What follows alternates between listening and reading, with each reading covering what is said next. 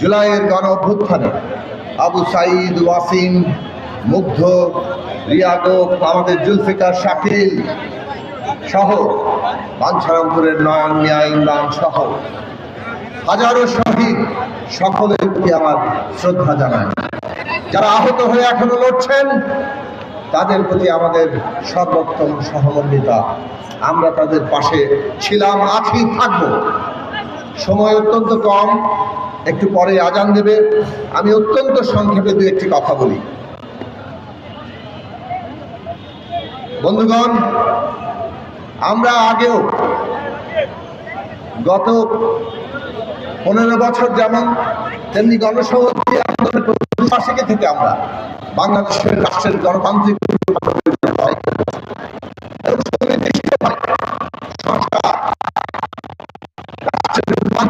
তার কর্মসূচি হাজির।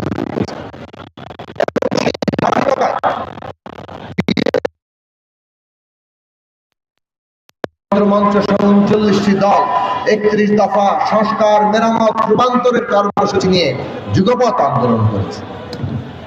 আমরা রাষ্ট্র ব্যবস্থার সংস্কারের লড়াই করেছি। আমরা রাষ্ট্র ব্যবস্থার সংস্কারের কাজের জন্য আমাদের সর্বোত্তম কাজ এই সরকারের মধ্যে থেকেও, এই সংসদে থেকেও আমরা সেই কাজ করব।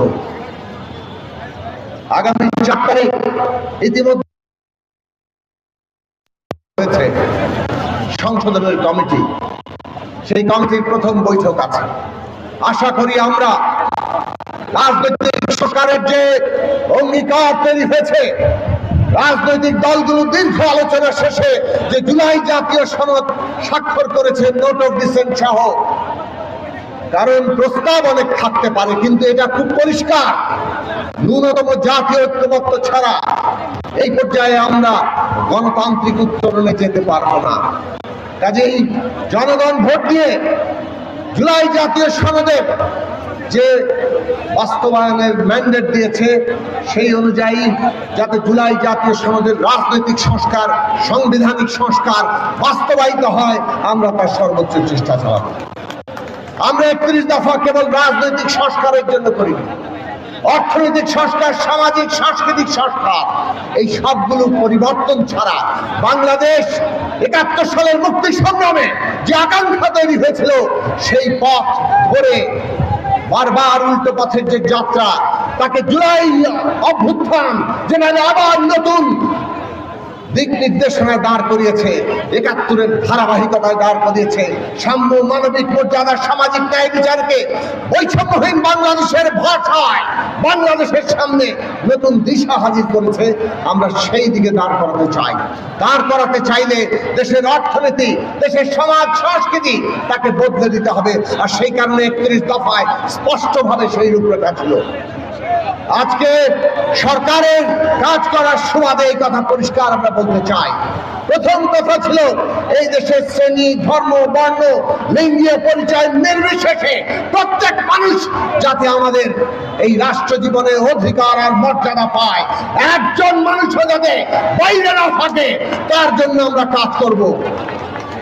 এবং এই সরকার আমরা 1 সিটিজেন 1 নাম্বার, একজন নাগরিক তার একটি নাম্বার, একটি ওয়ালেট, এই নীতি কার্যকর করার উদ্যোগ গ্রহণ করেছে। এর মধ্য দিয়ে সমস্ত কর্মকাণ্ডে এবং উন্নয়ন কর্মকাণ্ডে প্রত্যেকটি নাগরিক যাতে তার ন্যায্য অবস্থান থাকে, তার ব্যবস্থা হবে, একজনও বাদ করবে না। আমরা সোশ্যাল, সামাজিক নিরাপত্তা খাতে, সামাজিক সুরক্ষা খাতে বরাদ্দের জন্য বারবার কথা বলেছি। এই বর্তমান সরকারে সামাজিক সুরক্ষা খাতকে অন্যতম প্রধান নীতি হিসাবে নেওয়া হয়েছে। একটা অর্থনৈতিক সংকটকাল, ভঙ্গুর অর্থনীতি, তাকে মোকাবেলা করার জন্য জনগণ যাতে স্বস্তিতে থাকে, একই সাথে সাধারণ মানুষের হাতে যাতে অর্থ যায়, বাংলাদেশের অর্থনৈতিক উন্নতিতে সাধারণ মানুষের তৎপরতা যাতে প্রধান নিয়ামক হয়ে ওঠে, তার জন্য সামাজিক সুরক্ষা খাতকেই প্রধান ব্যবস্থা নেওয়া হয়েছে। আমরা বলেছিলাম শিক্ষা, স্বাস্থ্যে জিডিপির 5 ভাগ বরাদ্দ দেওয়া হবে। এই প্রথম বছরেই শিক্ষায় জিডিপির 2 ভাগ, স্বাস্থ্যে 1 ভাগ বরাদ্দ রেখে আগামী 5 বছরের মধ্যে পর্যায়ক্রমে সেই লক্ষ্য অর্জন করার জন্য উদ্যোগ গ্রহণ করা হয়েছে। আমরা বলেছিলাম আমাদের তরুণদের জন্য হবে, যে তরুণরা রক্ত দিয়ে আমাদের জনগোষ্ঠীকে নতুন আশায় সঞ্চালিত করেছেন।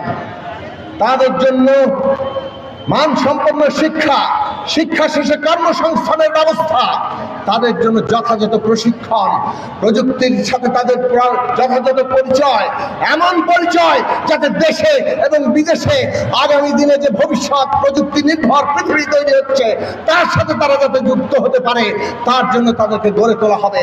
পুরো শিক্ষা ব্যবস্থা, পুরো প্রযুক্তি প্রশিক্ষণ ব্যবস্থাকে সারা দেশময় সেইভাবে গড়ে তোলার উদ্যোগ নেওয়া হয়েছে। অচিরেই সেটা কার্যকর হবে, ইতিমধ্যেই সেটা কার্যকরের পথে গিয়েছে। আমরা বলেছিলাম দেশের বিনিয়োগ নির্ভর, উৎপাদনমুখী এবং কর্মসংস্থানমুখী একটা অর্থনৈতিক ব্যবস্থা গড়ে তোলা হবে। তার জন্য দেশের প্রথম কাজ হচ্ছে জ্বালানি নিরাপত্তা তৈরি করা। আমদানি নির্ভর জ্বালানির পরিবর্তে একটা আত্মনির্ভর জ্বালানি নীতি তৈরি করা হয়েছে। আমরা নবায়নযোগ্য জ্বালানিতে গিয়েছি। আমরা বাংলাদেশের গ্যাস ক্ষেত্র যাতে সম্পূর্ণভাবে আমাদের অনুসন্ধান করে আমরা আমাদের গ্যাস উত্তোলন করতে পারি তার উদ্যোগ নেওয়া হয়েছে। বাংলাদেশে জ্বালানির যে মজুদ সেটা 3 মাসে প্রথম ধাপে এবং পরবর্তীতে 6 মাসে নেওয়া হবে, তার উদ্যোগ গ্রহণ করা হচ্ছে। সুতরাং জ্বালানি প্রথম কাজ। দ্বিতীয় কাজ হচ্ছে আর্থিক খাত, ব্যাংক, ক্যাপিটাল মার্কেট। এই দেশের সকল আর্থিক খাতকে পর্যদস্ত করে লুটে পুটে খেয়ে ওই ফ্যাসিস্টরা তারা 28 লক্ষ কোটি টাকা পাচার করে দিয়েছিল। পুরো আর্থিক খাতে সুশৃঙ্খলা এনে এই দেশে এমনভাবে বিনিয়োগের উপযোগী আর্থিক নীতি এবং আমাদের কর নীতি সেভাবেই তৈরি করা হচ্ছে যাতে করে এই দেশের শিল্প উৎপাদন তারা সুরক্ষা পায়। বন্ধুরা আমার, একই সাথে ব্যবসা বাণিজ্য যাতে সহজ হয়, ব্যবসা বাণিজ্য যাতে কম সাশ্রয়ী হয়, তার জন্য উদ্যোগ গ্রহণ করা হয়েছে। আমরা পরিষ্কারভাবে বলেছিলাম সমস্ত উন্নতি প্রাণ, প্রকৃতি, পরিবেশ রক্ষা করে আমাদেরকে এগোতে হবে। তার জন্য এই সরকার উদ্যোগ দিচ্ছে। সারা দেশের পানি ব্যবস্থাপনা, খাল, নদী, আমাদের নদীর পানির ন্যায্য হিস্সা আমরা আদায় করার লক্ষ্যেই সমস্ত নীতি গ্রহণ করার জন্য আমরা সচেষ্ট আছি। বন্ধুরা আমার, সমস্ত প্রতিষ্ঠান ধ্বংস করে দেওয়া হয়েছিল। রাজনৈতিক সংস্কারের সাথে সাথে আর্থিক প্রতিষ্ঠান, সামাজিক প্রতিষ্ঠান সবকিছু আবার প্রাতিষ্ঠানিকভাবে গড়ে তোলার জন্য আমরা চেষ্টা করছি। একই সাথে সমাজে বিভেদ বিভাজন তৈরি করে ওই জাতিবাদী ফ্যাসিস্টরা আজকে আমরা দেখেছি কিভাবে মানুষকে বিভক্ত করেছে। সমাজ সংস্কৃতিকে ঐক্যের জায়গায় দাঁড় করাতে হবে। সরকার সেই উদ্যোগ গ্রহণ করছে। এই লড়াই, এই উদ্যোগ যতক্ষণ চলবে গণসংহতি আন্দোলন তার সাথে আছে। আমরা পরিষ্কারভাবে বলেছি জনগণের দাবি, জনগণের আকাঙ্ক্ষা আমাদের রাজনীতির প্রধান নিয়ামক। এই আকাঙ্ক্ষার উপর দাঁড়িয়েই আমরা আমাদের অবস্থান নির্ধারণ করব। আগামী দিনে বাংলার মানুষ, বাংলাদেশের মানুষ সেই জিনিস দেখবে এবং বাংলাদেশের মানুষের লড়াইয়ের সাথে আমরা আছি। কিন্তু আমরা দেখছি জাতিবাদী ফ্যাসিবাদকে তাড়িয়েছি, কিন্তু আরেকটা নতুন ফ্যাসিবাদ যারা ধর্মের বয়ান দিয়ে, নিজস্ব বয়ান দিয়ে মানুষে মানুষে বিভাজন তৈরি করতে চায়। তারা মানুষকে উত্তেজিত করে পানি ঘোলা করতে চাইছে। সরকার যখন জন আকাঙ্ক্ষা, জুলাইয়ের আকাঙ্ক্ষাকে পূরণ করার উদ্যোগ নিচ্ছে, তারা দেশে একটা উত্তেজনা সৃষ্টি করে একটা ঘোলা পানি তৈরি করতে চাচ্ছে। জনগণকে আজকে সতর্ক থাকতে হবে।